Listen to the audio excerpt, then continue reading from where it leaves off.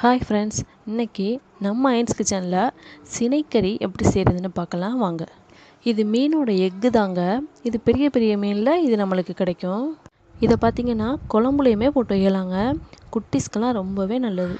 2 கத்திரிக்காவை இந்த மாதிரி பொடி பொடியாக நறுக்கி வச்சுக்கோங்க. ஒரு மீடியம் சைஸ் பல்லாரி, ஒரு தக்காளி, 3 பச்சை மிளகாய், ஒரு கொத்து கருவேப்பிலை நான் எடுத்து வச்சுருக்கேன். பொரிமா 1 டேபிள் ஸ்பூன். நம்ம சாப்பாட்டு அரிசி தான், கொஞ்சமாக எடுத்து வறுத்து பொடி பண்ணி எடுத்து வச்சுருக்கேன். ஒரு பாத்திரத்தில் 2 டேபிள் ஸ்பூன் அளவுக்கு நம்ம எண்ணெய் விட்டுக்கலாம். இப்போ நம்ம நறுக்கி வச்சுருக்க வெங்காயம், பச்சை மிளகாய், கருவேப்பிலை எல்லாத்தையும் போட்டு நம்ம நல்லா வதக்கலாம்.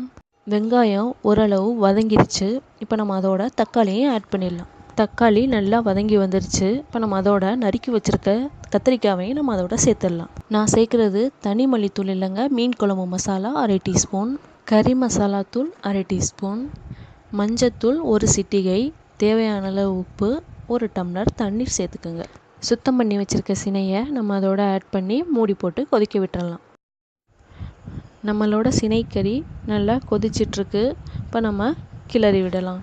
இதில் தேங்காய் பால் சேர்த்தா இன்னுமே நல்லா இருக்குங்க. ஆனால் நான் இதில் சேர்க்கலை.